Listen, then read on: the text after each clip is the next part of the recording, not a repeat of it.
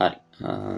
අපි මේ 11 වෙනි පාඩමේ අවසාන කොටසේ මේ අංශු භෞතික විද්‍යාව කියන කොටස පොඩක් විස්තරාත්මකව සාකච්ඡා කරමු ළමයි.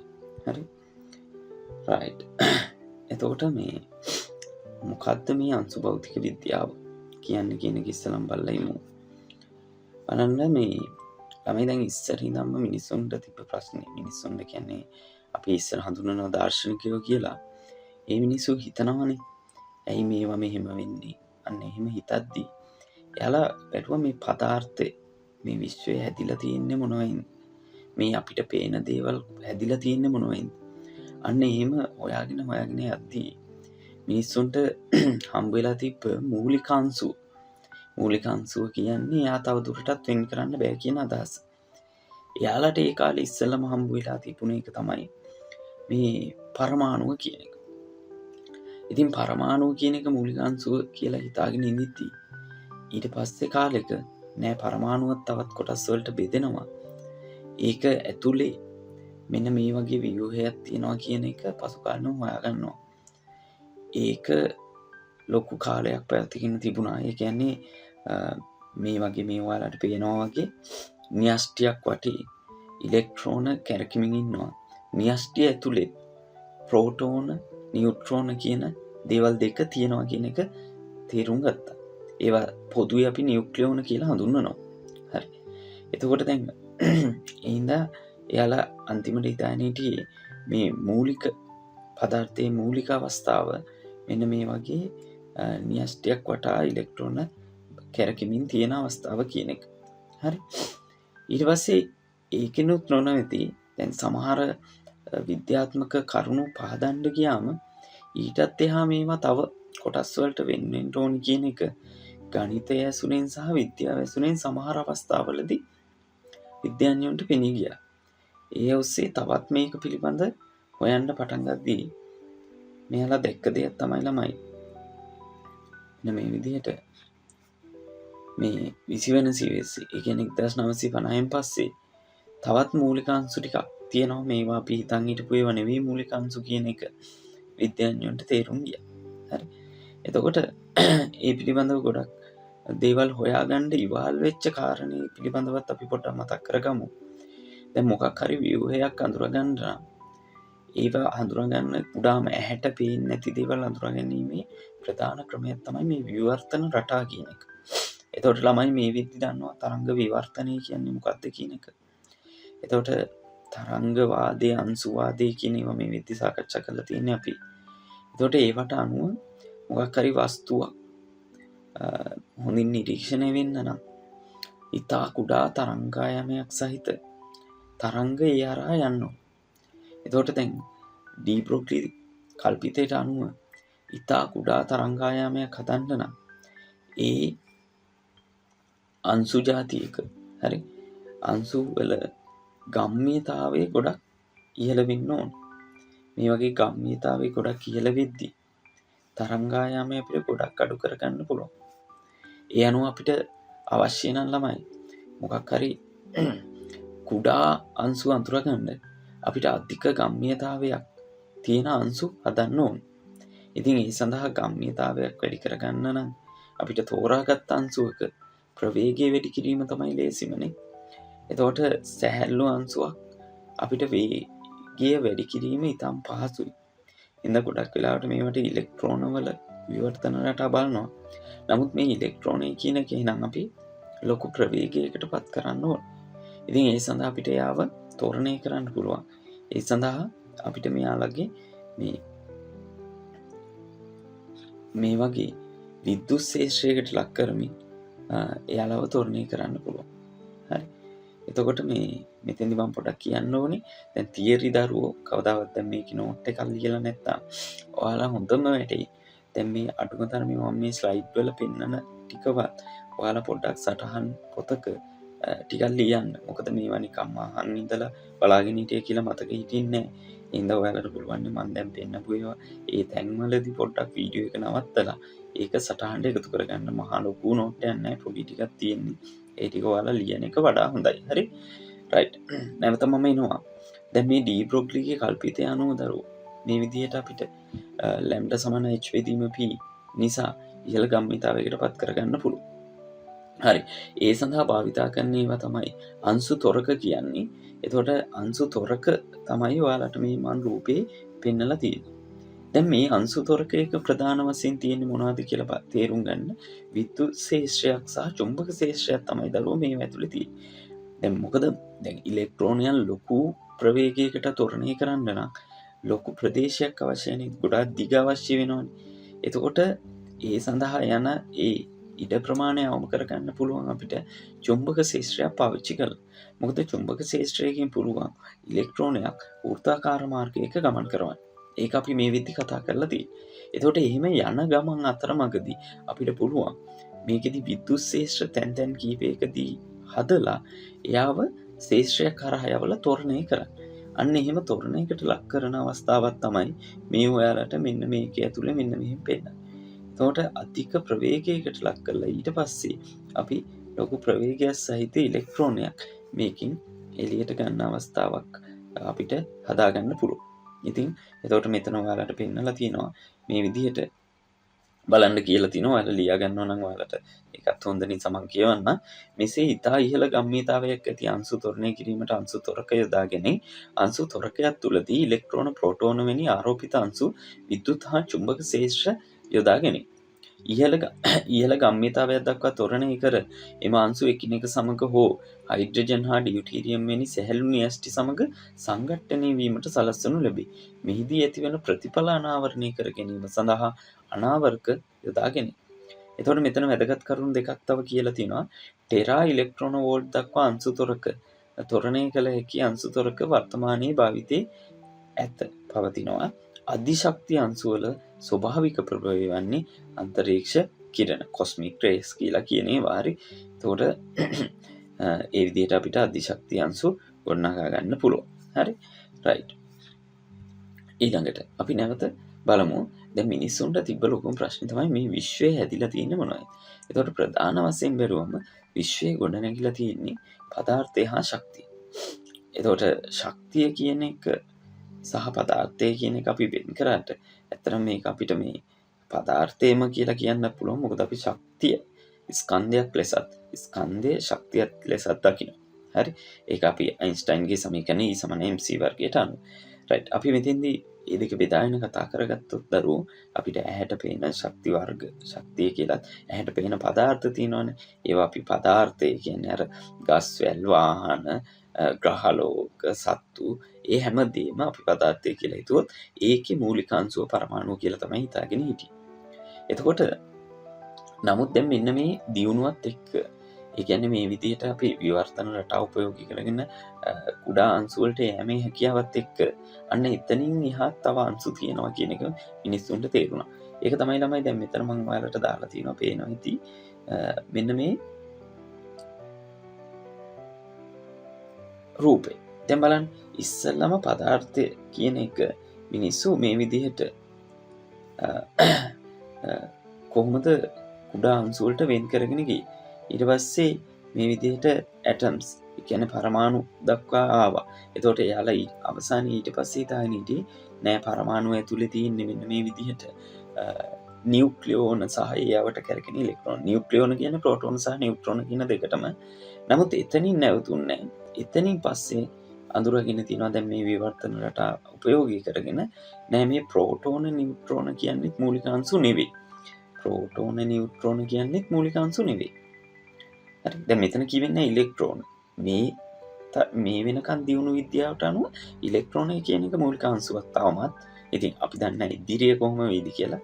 දැනට ප්‍රෝටෝන සහ නියුට්‍රෝන තවත් අංශු වලට වෙන් වෙනවා. එම අංශු වලට නම් දාගෙන තියෙනවා. එතකොට ළමයි ඒවා ගත්තොත් එහෙම දැන් මේ වෙද්දි මෙන්න මේ විදිහට ක්වාක්ස් කියලා අංශු జాතියක් සහ එතකොට මේකෙදී අපි තව කතා කරනවා ලෙප්ටන් කියලා අංශු జాතියක්. දැන් මෙතන මේ විදිහට ප්‍රධාන නම් දෙක විතරක් මම මෙතනින් පෙන්නන්න. ඉතින් අන්න ඕවට තව වෙන වෙනවා කියන එක මේ වෙද්දී හොයාගෙන තියෙනවා. අපි මෙතනින් එහා බලමු ළමයි කොහොමද අන්න ඒවා වෙන වෙලා තියෙන්නේ. ඒවා කොහොමද මිනිස්සු මෙතෙක් හොයාගත්ත ටික වෙන් කරලා තියෙන්නේ කියන එක. හරි රයිට්. එතකොට දැන් ඔන්න මේක තමයි ළමයි කතාව. ඉස්සෙල්ලම ඔන්න මූලික අංශු කියන එක මිනිස්සුන්ට තේරෙන්න යනවා. මේවා මේ හොයද්දි තේරෙන දෙයක් තමයි ටිකක් සැහැල්ලු අංශු. හරි මේ ගොඩාක් සැහැල්ලු අංශු හම්බ වෙලා තියෙනවා. ඒවා ඔහොම ලෙප්ටන්ස් කියලා නමක් දාගෙන තියෙනවා. ඊට අමතරව බර අංශු සාපේක්ෂව ටිකක් බරක් තියෙන අංශු හම්බ වෙලා තියෙනවා. ඒවා මේ හෙඩ්‍රෝන්ස් කියලා නම් කරනවා.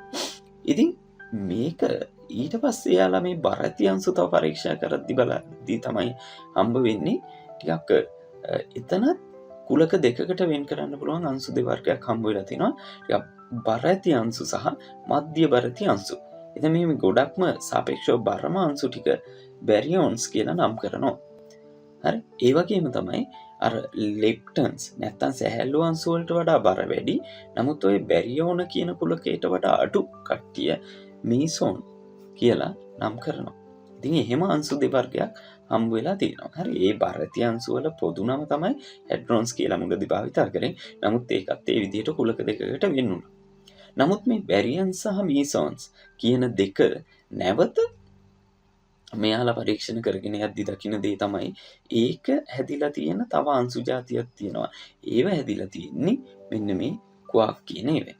හරි ක්වාක් වලින් තමයි මේ බර ඇති අංශු ඒවත් බැරියෝන් සහ මීසෝන හැදිලා තියෙන්නේ. ඒ අනුව මූලික අංශු වෙන් කිරීම මෙන්න මේ වගේ වෙනවා. මේ සටහන් එහෙම ළමයි අනිවාර්යෙන් ඔයාලා සටහන් පොතකට ඔයාලගේ ලියා ගන්න. හරි. රයිට්. ඊට පස්සේ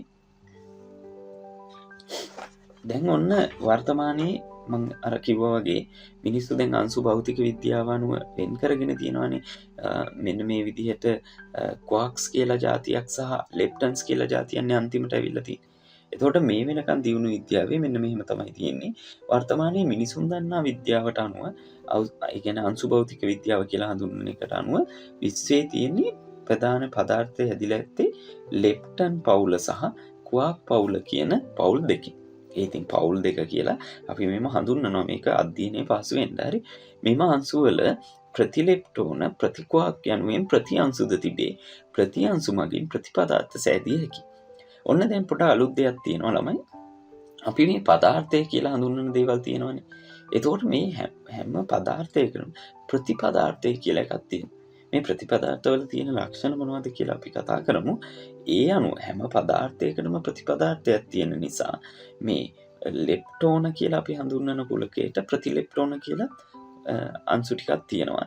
ඒ වගේම ක්වාක් වලටත් ප්‍රතික්වාක් කියලා ඒවා තියෙනවා. ඉතින් ඒවෙන් අර අංශු හැදිලා තියෙන්නේ.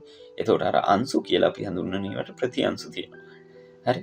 එතකොට අපි අර දැන් මේ වෙද්දී හඳුන්වන්නේ තියෙන්නේ ප්‍රෝටෝන නියුට්‍රෝන කියලා. ඒවට ප්‍රතිප්‍රෝටෝනේ ප්‍රතිනියුට්‍රෝනේ කියලා අංශු ටිකකුත් තියෙනවා කියන එක හොයාගෙන තියෙනවා. රයිට්. ඒ අනුව මම මෙතන ඔයාලට පොඩි සටහනකුත් දාගෙන තියෙනවා. අර දැන් අපි ක්වාක්ස් කියලා හඳුන්වන්නේ. අන්න ඒ ක්වාක්ස් කියන ටික තමයි මේ. එතකොට එහෙම අංශු 6ක් අඳුරගෙන තියෙනවා. එතකොට ඒවට ප්‍රතික්වාක් කියලා 6කුත් තියෙනවා. ඒ 6 තමයි ඔයාලට මේ පෙන්නලා තියෙන්නේ. ඊළඟට ලෙප්ටෝන කියලා 6ක් හොයාගෙන තියෙනවා.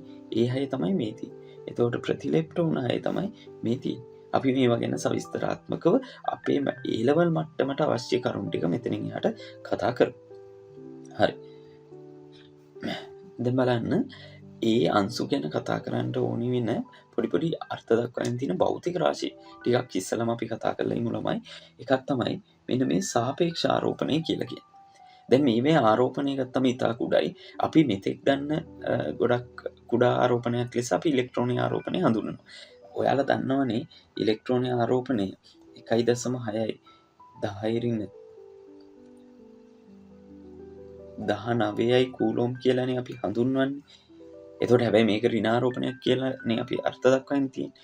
එතකොට අපේ අර්ථ දැක්වීම වලට අනුව දැන් එතකොට මේ ඉලෙක්ට්‍රෝනයක ආරෝපණය මෙන් අනික් අංශු වල ආරෝපණය කී ගුණයක්ද යන්න කියන එක තමයි අපි මෙතෙන්දි කතා කරන්නේ සාපේක්ෂ ආරෝපණය පිළිබඳව. එතකොට එතකොට දැන් මෙතෙන්දි බලන්න ඕනේ මෙන්න මෙහෙම කාරණයක්. එතකොට දැන් අපි දැන් මෙතෙන්දි ආරෝපණයක් ගැන කියද්දී යම් මොකක් හරි අංශුවක ආරෝපණයක් ඉලෙක්ට්‍රෝන එක ආරෝපණය වෙමින් කී ගුණයක්ද කියලා බලන්න ඕනේ. එතකොට බලන්න දරුවෝ මෙන්න මෙහෙම හරි දැන් ප්‍රෝටෝනය කියන එක ඔයාලා දන්නවනේ හොඳටම ආරෝපණයක් කියන එක. ඒකේ විශාලත්වය ඉලෙක්ට්‍රෝනික ආරෝපණයේ විශාලත්වයටම සමානයි. හැබැයි ඒක ධනනේ.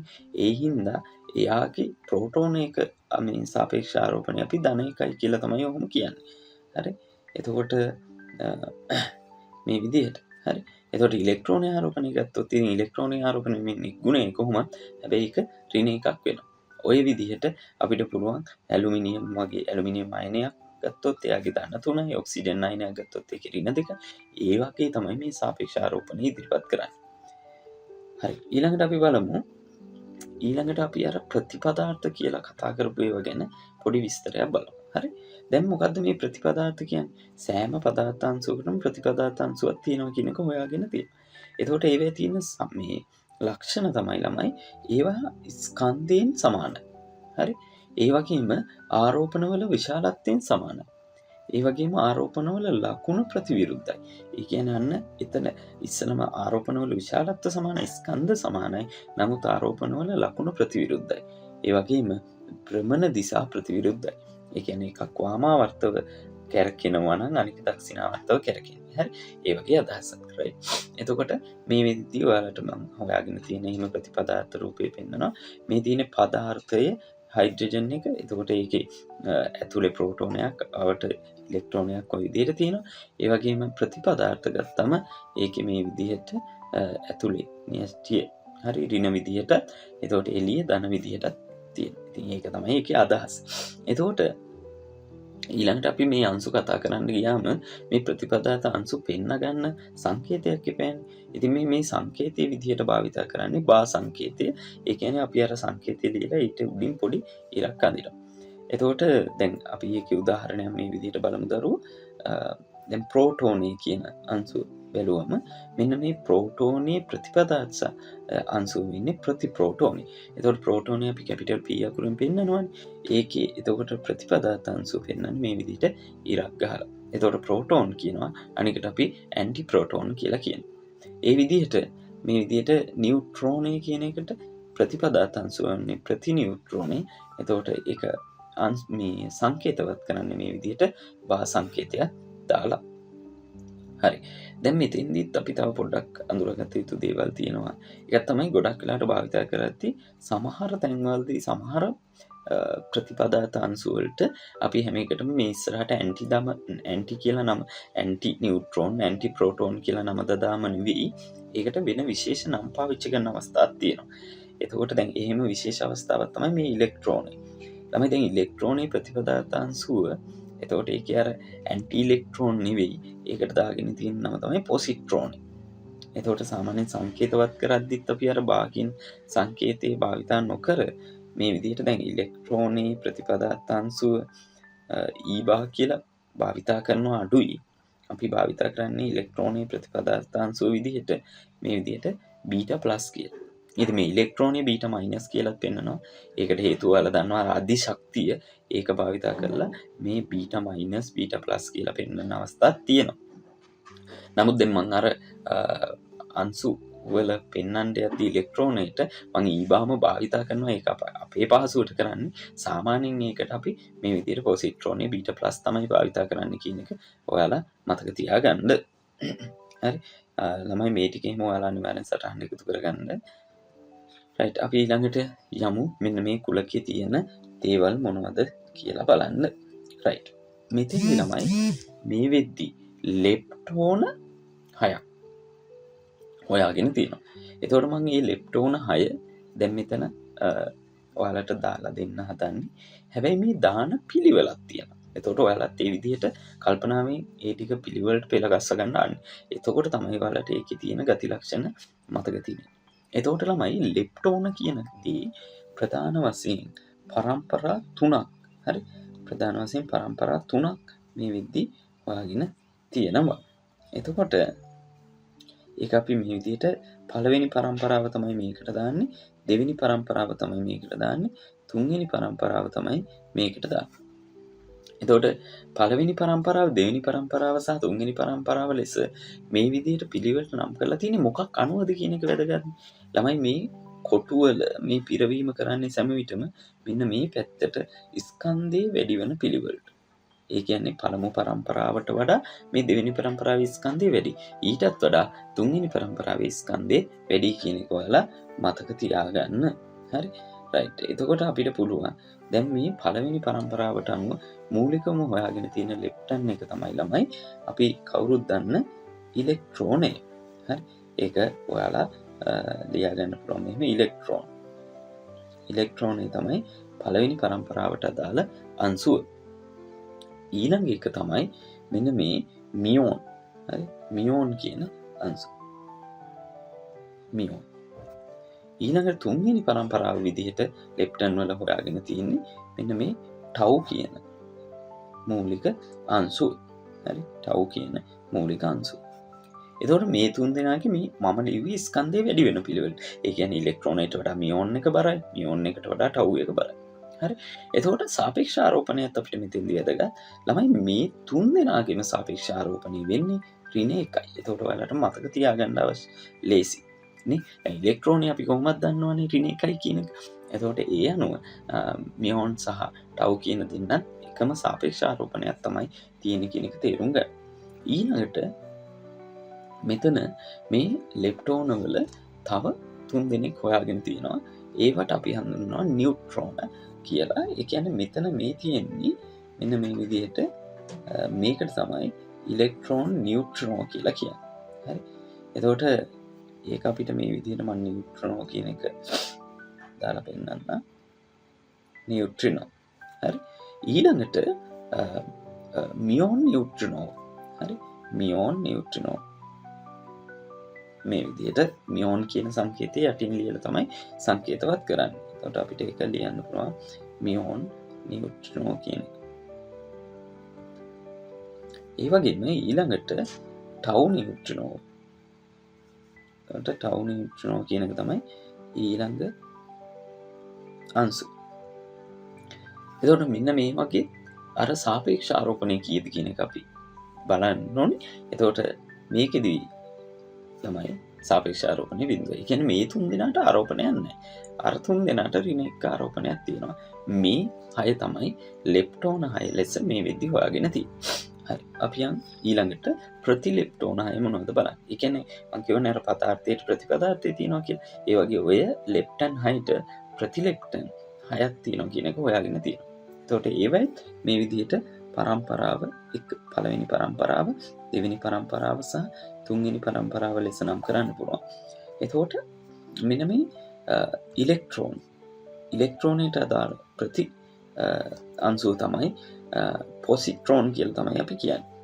දැන් මම කිව්වා ඒ වගේව සාමාන්‍ය විශේෂ විදිහට සංකේතවත් කරනවා. නමුත් අපි මෙතෙන්දී මේ විදිහට දාගෙන මේක පහසුයි එහෙම කරා. හරි. මේ විදිහට මේ පොසිට්‍රෝන් කියන නමින් තමයි හඳුන්වන්නේ. ඊළඟට දෙවෙනි පරම්පරාව විදිහට තියෙන්නේ මියෝන් එකේ ප්‍රතිමියෝනේ. එහෙම නැත්නම් ඇන්ටිමියෝන්.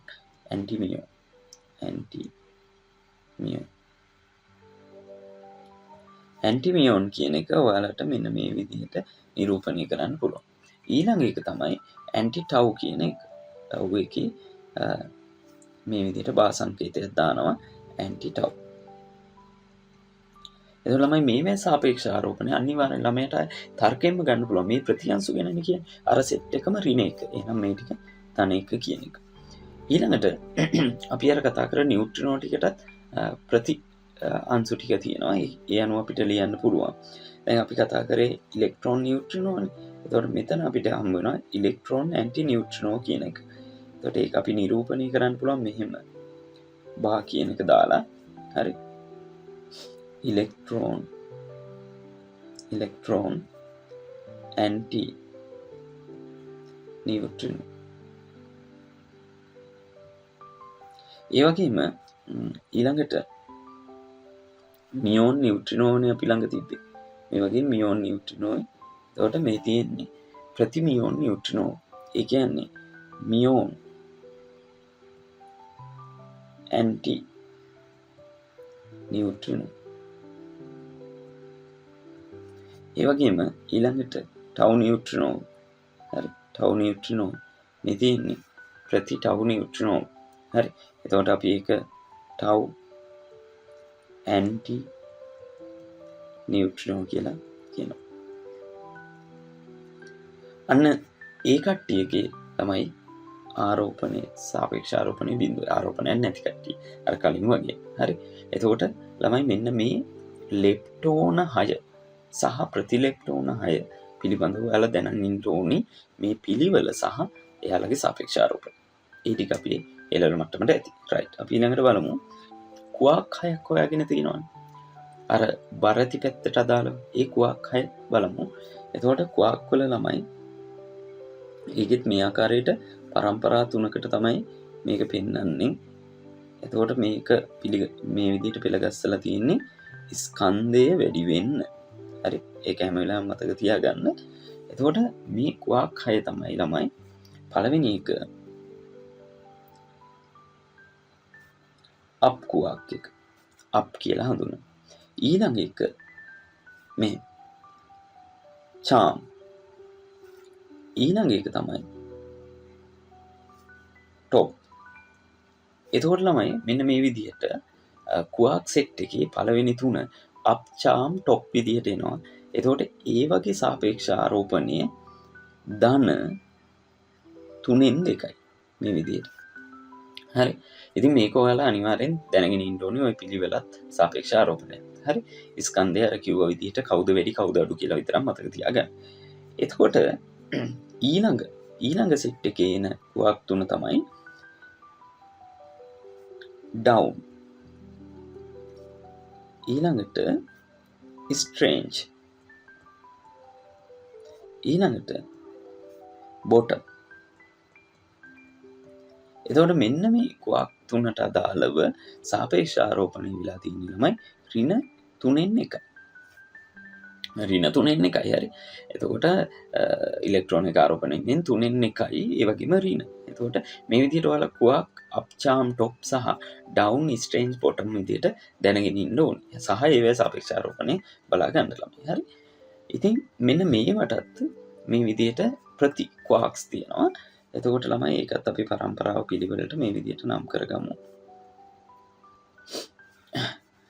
ඒවා තමයි මේක ළමයි ඇන්ටි අප්. හරි. ඇන්ටි අප් කියන එක ඊළඟට අපි කතා කරේ චාම් කියන එක. එහෙනම් මෙතන එනවා ඇන්ටි චාම් කියන ප්‍රතිකුවක් එක. ඊළඟට තුන්වෙනියට අපි කතා කරේ টොප්. ඒ නිසා මෙතෙන්දී টොප් බා කියන එක, ඒ කියන්නේ ඇන්ටි টොප් කියන එක තමයි එන්නේ. හරි. ඊළඟට ඩවුන් එකේ ඇන්ටි ඩවුන්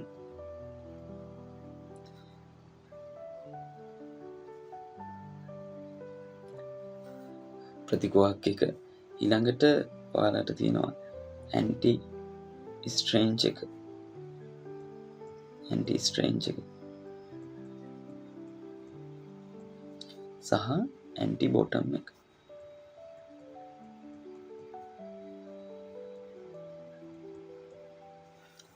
රයිට්. දැන් මේ වෙත් අපි අර ඉස්සලා වගේම සාපේක්ෂ ආරෝපණය දාගමු. මේකේ ඉතින් හිතලම දාගන්න පුළුවන් නේ. දැන් ඉස්සලා එකේ ධන 3න් 2යි. එහෙනම් මේක ඍණ 3න් 2ක් බවට පත් වෙනවා. ඒ වගේම ඉතුරු ටිකේ තිබ්බේ ඍණ 3න් 1.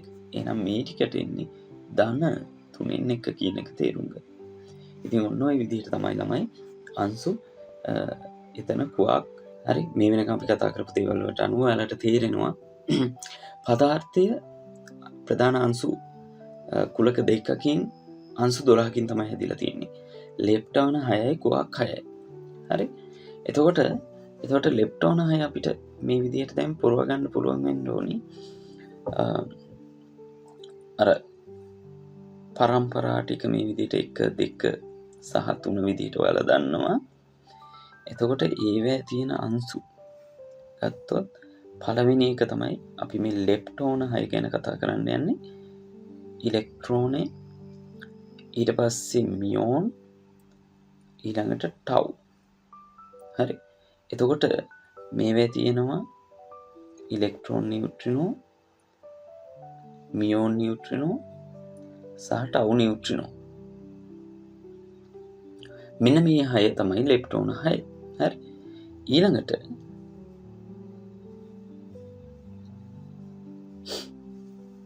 නැවත මේ 6ට ප්‍රතිපදාතාංශු 6ක් තියෙනවා. එතකොට මේ ප්‍රතිපදාතාංශු 6 මේ විදිහට අපිට ලියලා පෙන්නන්න පුළුවන්. හරි. ඇන්ටි ඉලෙක්ට්‍රෝන කියලා කියන්නේ පොසිට්‍රෝන කියලා කියන්නේ. මම මෙතෙන්ට සංකේතය විතරක් අර විදිහට දානවා. එතකොට මේකට පොසිට්‍රෝන නම ලිව්වනේ අපි කලින්. ඊළඟට මේක ඇන්ටි මියෝන්, මේක ඇන්ටි ටව්. හරි. එතකොට ඊළඟ තුන් දෙනා තමයි ඉලෙක්ට්‍රෝන ඇන්ටි නියුට්‍රිනෝ කියන එක. මේ විදිහට. ඊළඟට මියෝන් ඇන්ටි නියුට්‍රිනෝ කියන එක. ඊළඟට ටව් ඇන්ටි නියුට්‍රිනෝ කියන එක. හරි. ඉතින් මෙන්න මේ ටික ඔයාලා අනිවාර්යෙන් chart එක ගහන්න පුරුදු වෙන්න.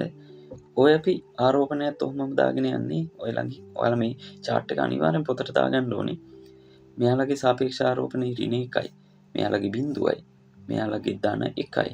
මෙයාලගේ බිඳුවයි. හරි. ඔක දැනන් ඉන්න. right. ඊළඟට අපි යමු ක්වාක් වලට. හරි. ඊළඟට අපි යමු ක්වාක් වලට. ක්වාක් වල මේ විදිහට පරම්පරා අනුව මේ chart එක අපි පුරවගමු. මේක ඉතින් ඔයාලට පාඩම් කරගන්න වෙනවා ළමයි, වෙන විකල්පයක් නැහැ. හරි. එතකොට ක්වාක් 6යි. අප් ක්වාක් 1, ඊළඟට චාම් 1, ඊළඟට টොප් 1, ඊළඟට ඩවුන් 1, ඊළඟට ස්ට්‍රේන්ජ් 1, ඊළඟට බොටම් 1. එතකොට ඒවයේ ප්‍රති ක්වාක් ගැන කතා කරොත්, එතකොට මේක ඇන්ටි අප්, හරි, anti up, anti charm, anti top සහ anti down, anti strange, anti bottom. ඔන්න ඔය විදිහට ක්වාක් 6යි, ඒකේ ප්‍රති ක්වාක් 6යි තියෙනවා. එතකොට මෙතෙන්දි බලන්න මෙන්න මේ ක්වාක් වල ආරෝපණය ගත්තම මෙයාගේ ධන 2 බෙදීම 3යි, මෙයාගේ ඍණ 3න් 1. එතකොට මෙයාලගේ ඍණ 2යට 3යි, මෙයාලගේ ධන 3න් 1. අනිවාර්යෙන් මේ chart එක කීප වතාවක් ගහලා මේක පාඩම් කරගන්න. හරි. right. ඊට පස්සේ අපි බලමු මේවා පිළිබඳ පොඩි විස්තර ටිකක්. දැන් මොකද අපි මේ අංශු ටික දන්නවනේ. දැන් තියෙන විද්‍යාවට අනුව පදාර්ථයේ මූලික අංශු කියලා හඳුන්වන්නේ ඔන්න ඔය පදාර්ථයට 12ක් තියෙනවා. ලෙප්ටෝන 6යි, ක්වාක් 6යි. ඊළඟට ප්‍රතිපදාර්ථයටත් 12ක් තියෙනවා.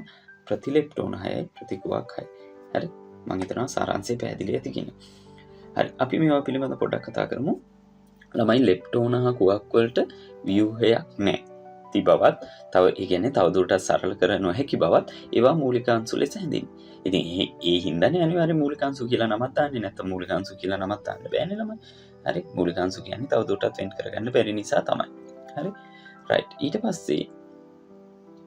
පස්සේ බලන්න මේ බැරියෝන කියලා අපි අර හඳුන්වපු දෙය. හරි. බැරියෝන කියලා අපි හැඳින්වුවානේ. එතකොට ඒ බැරියෝන කියලා කියන්නේ හරි ක්වාක් 3ක් එකතු වීමෙන් හැදිලා තියෙන අංශු වලට තමයි බැරියෝන කියන නම දාලා තියෙන්නේ. එතකොට අපි දන්න ඊටාම ප්‍රසිද්ධ බැරියෝන දෙකක් තමයි ප්‍රෝටෝනේ සහ නියුට්‍රෝනේ. ඉතින් එතකොට ඒ ලෙවල් ළමෙක් මෙන්න මේ දෙක හරියටම දැනගෙන ඉන්න ඕනේ. ප්‍රෝටෝනයයි නියුට්‍රෝනයයි කියන්නේ බැරියෝන ගණයට මේ අයිති වෙන කෙනෙක්. ඒ වගේම බැරියෝනයක් හැදෙන්නේ ක්වාක් 3ක් එකතු වෙලා. දැන් අපි ක්වාක් අංශු කියලා කතා කරානේ අංශු 6.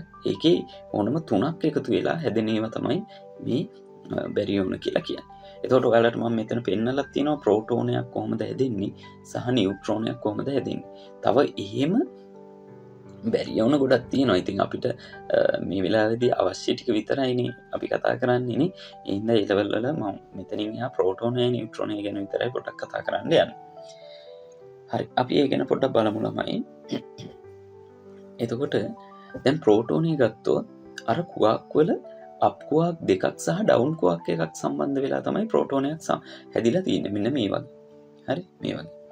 එතකොට ළමයි මෙතන තියෙන ඊළඟ කාරණේ තමයි අපි බලන්න ඕනේ මෙයාලගේ සාපේක්ෂ ආරෝපණය කීයද කියලා යනවා. එතකොට බලන්නකෝ මෙතෙන්දී අපිට හදලා ගන්න පුළුවන් P වල සාපේක්ෂ ආරෝපණය. P වල සාපේක්ෂ ආරෝපණය හදන්න පුළුවන්. එතකොට P වල සාපේක්ෂ ආරෝපණය හදද්දී අප් කියන දෙකක් තියෙනවනේ. එතකොට ඒක අපිට හදන්න පුළුවන් අප් එකක් කියලා කියන්නේ අපි කියවනේ ධන 3න් 2යි කියලා. එහෙනම් ධන 3න් 2යි. ඒ වගේ දෙන්නෙක්ින්ද දෙපාරක් මෙහෙම එකතු කරමු. ඒකට එකතු වෙන්න ඕනේ ඩවුන් එකක්. ඩවුන් එකක් කියන්නේ ඍණ 3න් 1ක්. දැන් බලන්න එතකොට උඩ එනවා 3යි 4න් එකක් ගියාම 3යි යටත් එන්නේ 3යි. ඉතින් එතකොට ඔයාලට එනවා ධන 1යි කියලා සාපේක්ෂ ආරෝපණය. රයිට්. එතකොට අර ප්‍රෝටෝනේ කියන එක අපි කොහොමද ඉලෙක්ට්‍රෝනයක ආරෝපණය වගේ එක් ගුණයයි ධනයි කියලානේ කිව්වේ. ඒක මෙතෙන්දි පිළිවෙලට ගැලපෙනවා. ඊළඟට අපි ওই විදිහටම බලමු නියුට්‍රෝනේ. දැන් නියුට්‍රෝනයක වල සාපේක්ෂ ආරෝපණය කියන්නේ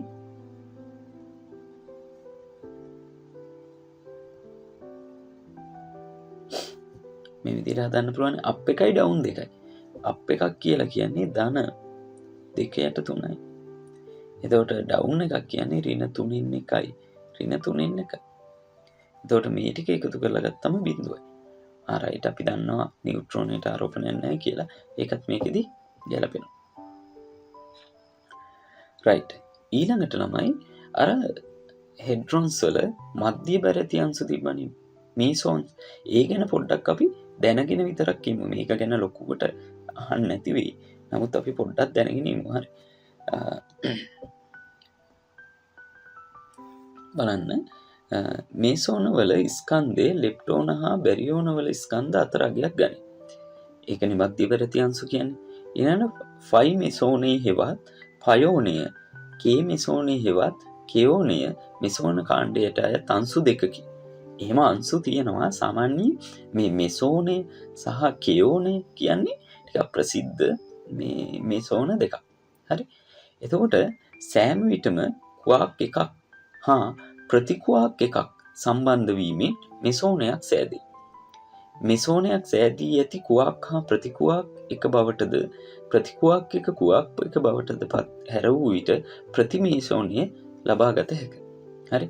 දැන් අපි අර කතා කරා වගේ ඉස්සලා කතා කර ප්‍රෝටෝනේ නියුට්‍රෝනේ ඒවටත් අර ප්‍රතිඅංශුත් එක්ක මාරු කරොත් ප්‍රතිප්‍රෝටෝනේ ප්‍රතිනියුට්‍රෝනේ ලැබෙනවා. ඒ වගේ දැන් මෙතන අර මෙසෝන හඳුනාගත්ත ඒවා නම් කරලා තියෙනවානේ.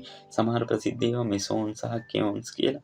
කෙයෝනේ කියලා. එතකොට ඒවා මේ විදිහට මේ ප්‍රතිමෙසෝනේ සහ ප්‍රතිකුවක් බවට පත් කරන්න පුළුවන්. ඒවල මේ අංශු සහ ප්‍රතිඅංශු හොමාරු කරලා. එතකොට ඔයාලා පොඩ්ඩක් දැනගෙන ඉන්න මෙසෝනයක් හැදෙන්නේ කුවක් එකක් සහ ප්‍රතිකුවක් එකක් සම්බන්ධ වෙලා කියන එක. හරි. ඉතින් එහෙම සම්බන්ධ වෙලා හැදෙන මේ මෙසෝන කීපයක් තමයි ළමයි මම මේ විදිහට පෙන්නලා තියෙන්නේ. මේ කෙයෝනයක් හැදෙන විදිහ. හරි. එතකොට මෙන්න මේ බැරියෝනයි මෙසෝනයි තමයි පොදුයි අපි අර හෙඩ්‍රෝන්ස් කියලා නම් කරලා. ඉතින් ඒ ටික මම මේ නිරන්තරයෙන් නැවත කියනවා. ඔයාලා ඒ ටික මතක තියාගන්න ඕනේ නිසා. හරි. ඒ අනුව අවසානයේ බලමු අපේ සාරාංශය. ඒ අනුව පදාර්ථය කියන එක මේ වෙද්දි ප්‍රධානව කාණ්ඩ දෙකයි හෙඩ්‍රොන්ස් සහ ලෙප්ටන්ස්. එතකොට ලෙප්ටන් කියන්නේ අර සැහැල්ලු අංශු. අපි මේ වෙද්දි අංශු ඔක්කොම වගේ කතා කරගත්තා. ඉතින් ඉලෙක්ට්‍රෝන, මියෝන්, හරි නියුට්‍රිනෝ වර්ග අර ඒවා තමයි උදාහරණ. ඔක්කොම නෙවෙයි ඒ දාලා දෙන උදාහරණ කීපයක්. එතකොට හෙඩ්‍රොන්ස් වලට අයිති වෙන ඒවා තමයි බැරියෝන සහ මේසෝන. එතකොට බැරියෝන ප්‍රෝටෝන සහ නියුට්‍රෝන තමයි ප්‍රධාන වශයෙන් ඒවට උදාහරණ. මේසෝන වලට පයෝන්ස් සහ කෙයෝන්ස් කියන ඒවා තමයි උදාහරණ. ඉතින් ඔච්චරක් තමයි අපි මේ වෙනකන් පොඩක් මේ පදාර්ථය පිළිබඳ කතා කරගෙන ආවේ. රයිට්. මීට අමතරව ළමයි විද්‍යාඥයෝ හොයාගෙන තියෙනවා මේ විද්දි විශ්වයේ මූලික බල 4කින් ගොඩනැගිලා තියෙනවා කියලා. එතකොට අපි පොඩක් ඒකේ මූලික අදහස බලමු. විශ්වයේ පවත්නා මන්දාකිනි තාරකා ග්‍රහවස්තු ජීව හා අජීව ද්‍රව්‍යමය පදාර්ථ අණු මූලික අංශු හා විකිරණ යන සියලුම දේවල් වල පැවැත්ම හා ක්‍රියාකාරීත්වය සෝබාදහමේ පවතින මූලික බල වර්ග 4ක බලපෑමක් යටතේ දැනට විද්‍යාඥයන් පිළිගෙන ඇති මතය. එහෙම තියෙනවා කියන එක. එම බල ප්‍රබලතාවයේ අඩුවන පිළිවෙලට පහත දැක්වේ. එතකොට ළමයි මේ බල හතර නම් කරලා තියෙන එකකට කියනවා අපි ප්‍රබල බලය. හරි. ඊළඟට විද්‍යුත් චුම්බක බලය, ඊළඟට දුබල බලය සහ ගුරුත්වාකර්ෂණ බලය කියන එක තමයි මෙන්න මේ බල වර්ග හතර. එතකොට පොඩ්ඩක් අපි මේවා තේරුම් ගන්න ලේසියට මේවා කොහෙද තියෙන්නේ කියලා පොඩි අදහසක් දාගමු. ළමයි මේ ප්‍රබල බලය කියන එක තියෙන්නේ මේ න්‍යෂ්ටිය ඇතුලේ වගේ තියෙන බලයක්. ඒක ගොඩක් ප්‍රබලයි. හරි. ඒක තමයි දැනට හොයාගෙන තියෙන ප්‍රබලම බලය. හරි. මේ වගේ විස්තරාත්මකව කතා කරනවා. මූලිකව නම් ටික පොඩ්ඩක් පැහැදිලි කරගෙන යන්න. ඉතින් විද්‍යුත් චුම්බක බලය කියන්නේ අපි මෙතෙන්දි විද්‍යුත් ශේෂ්ත්‍ර චුම්බක ශේෂ්ත්‍ර කතා කරගෙන ආවා. ඒ අර ආරෝපණ අතර තියෙන බලය තමයි මේ විද්‍යුත් චුම්බක බලය කියලා කියන්නේ. ඊළඟට දුබල බලය. දුබල බලය කියන්නේ සාමාන්‍යයෙන් ඔය අපි දන්නවනේ ඇල්ෆා අංශු බීටා අංශු එහෙම විමෝචනය වෙද්දී ඒ අංශු එහෙම යන්නේ ඒවා තියෙන බල ඒවා අර මේ පරමාණුත් එක්ක තියෙන බලය දුබල බලයක් හින්දා. හරි. ඊළඟට අපි හැමෝම දන්න ගුරුත්වාකර්ෂණ බලය ස්කන්ධ දෙකක් අතර ඇති වෙන බලය. ඒක තමයි ප්‍රබලතාවයෙන් අඩුම බලය වෙන්නේ. හරි. දැන් බලමු අපි මේ ප්‍රබල බලය පිළිබඳව පොඩ්ඩක්. එතකොට බලන්න පරමාණුක න්‍යෂ්ටිය තුල ප්‍රෝටෝන හා නියුට්‍රෝන එකිනෙකට ආකර්ෂණය කර තබා ගන්නා බලය ප්‍රබල බලය වේ. මේ මන්ද පරාස බලයකි. ඒ කියන්නේ ළමයි මේක මේ පොඩි දුරක විතරයි මේ බලය පැවතෙන්නේ. දැන් ගුරුත්වාකර්ෂණ බලය වගේ ග්‍රහලෝක දෙකක් අතර තියෙනවානේ. දැන් එයා දුබල වුණාට එයා ගොඩාක් දීර්ඝ බලයන්නේ. මේ ප්‍රබල බලය කියන එක එහෙම නැහැ. මේ බලන්න ප්‍රබල බලය තියෙන්නේ ෆෙම්ටෝමීටර් 1 සිට ෆෙම්ටෝමීටර් 3ක් දක්වා විතරයි. ළමයි මේ ෆෙම්ටෝ කියන්නේ උපසර්ගයක් 10^15ට කියන්නේ. එතකොට ඔයාලා තේරුම් ගන්න කොච්චර පොඩිද කියන එක. ඒ වගේ ඊටාම කුඩා පරාසයක් තුල තමයි මෙන්න මේ ප්‍රබල බලය තියෙන්නේ. එතකොට ප්‍රබලයි පොඩි දුරක තියෙන්නේ කියන එක තේරුම් ගන්න. එහෙනම් මේවා සාමාන්‍යයෙන් තියෙන්නේ න්‍යෂ්ටි තුල. හරි. ඉතින් මෙතෙන්දි ඔයාලට මම පොඩි රූපයක් දාලා තිනවා ඒක පිළිබඳව දැනගන්න. ඊළඟට විද්‍යුත් චුම්බක බලය. විද්‍යුත් ආරෝපණ සහිත ඕනෑම අංශු දෙකක් අතර මෙන් බලය පවතී. එහි ප්‍රබලතාවයේ දුරෙහි වර්ගයට ප්‍රතිලෝම සමානුපාතික වේ. ඒක මේ විදිහ ඔයාලා දන්නවා. ඔය සමීකරණ දෙකම විද්‍යුත් චුම්බක බල සහ විද්‍යුත් ශේෂ්ත්‍රය කතා කරගනිද්දී විද්‍යුත් ශේෂ්ත්‍ර තීව්‍රතාවයේ ඒ සමීකරණ අපි R වර්ගයට ප්‍රතිලෝමයි කියන එක ඉගෙනගෙන තියෙනවා. ඊළඟට පරමාණුක ඉලෙක්ට්‍රෝන න්‍යෂ්ටියට ආකර්ෂණය වී පවතින්නේද පරමාණු අණු සෑදීමේදී අන්තර් අණුක බන්ධන ක්‍රියා හැදීමේදීද ක්‍රියාත්මක වෙන්නේ මේ විද්‍යුත් චුම්බක බල කියන එක පැහැදිලි කරලා තියෙනවා. හරි. ඊළඟට අපි බලමු දුබල බලය. මේද මන්ද පරාස බලයකි ෆෙම්ටෝමීටර් 10 දක්වා පරාසයේ ක්‍රියා කරනවා. ලෙප්ටෝන කාණ්ඩයේ අංශු අතර ඒ කියන්නේ ඉලෙක්ට්‍රෝන නියුට්‍රිනෝ වගේ ඒවාත් එක්ක අන්තර් ක්‍රියා කරන්නේ මේ බලය හේතු කොටගෙන. හරි.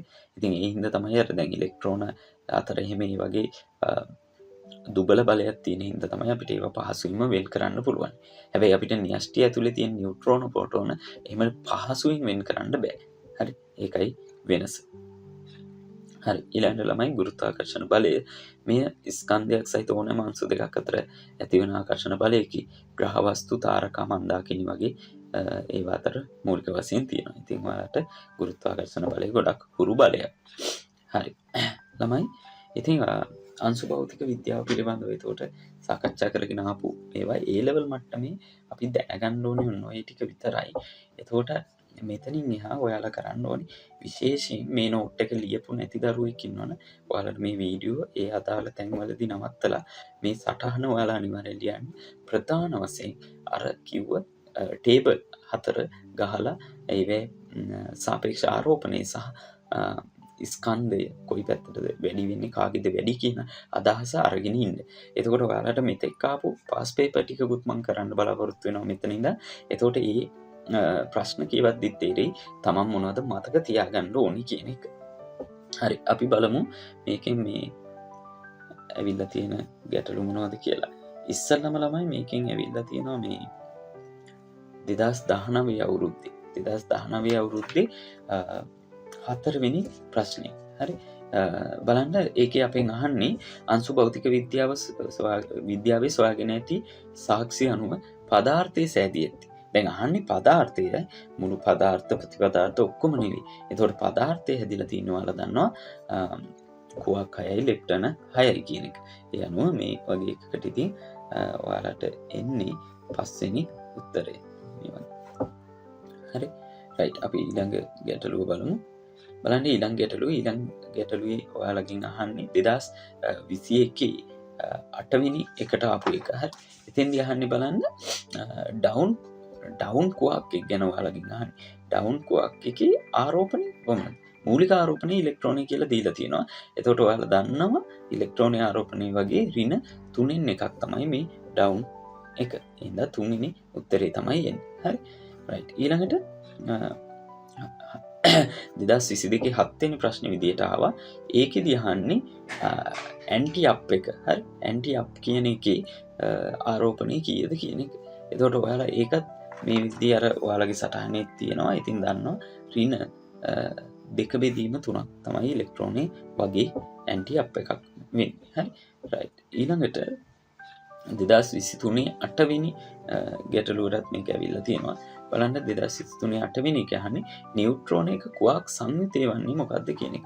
එතකොට නියුට්‍රෝනයක කුවක් සංයුතය වෙන්නේ ඔයාලා දන්නවා අප් එකයි ඩවුන් දෙකයි. එහෙනම් දෙවෙනි පිළිතුර. ඊළඟට 2024 6 වෙනි ගැටලුව විදිහටත් මේක ඇවිල්ලා තියෙන අවසාන වශයෙන් මියෝනයක්. එතකොට මේකේ රූපේ මේ විදිහට මේ මියෝන් කියලා ඉරකුත් වැටලා තියෙනවා. ඒ වුණා මියෝනේ ගැන තමයි කතා කරන්නේ. එතකොට මියෝනේ පිළිබඳ පහත ප්‍රකාශ සලකා බලන්න. දැන් ඇන්ටි මියෝන් කියලා නන්නේ. හරි. එතකොට ඒක සයිඩ් එකකින් තියෙන හින්දා ඍණ අදහස ඇත්තේ කියන එක අපි හිතමු. හරි. ඍණ එකක් තියෙනවනේ අදහස. හරි. එය ලෙප්ටෝන එක කියනවා ළමයි. මියෝන් එක ලෙප්ටෝනයක් කියන එක හරි නේද? ඊළඟට ඒ කුවක් 3කින් හැදිලා ඇති. ඒක වැරදිනේ. කුවක් 3කින් නෙවෙයි හැදිලා තියෙන්නේ. ඊළඟට එහි ස්කන්ධය ඉලෙක්ට්‍රෝනික ස්කන්ධයට වඩා වැඩි කියලා කියනවා. ඔයාලා දැක්කා ඒක අර පරම්පරාව අනුව මියෝනේ ස්කන්ධය වැඩි කියන එක. එහෙනම් A හා C කියන දෙකම හරි. එහෙනම් පිළිතුර වෙන්නේ මේ වගේ එක 3 වෙනි පිළිතුර. හරි ළමයි. එච්චර තමයි අපිට අංශු භෞතික විද්‍යාව පිළිබඳව ඉගෙන ගන්න තියෙන්නේ.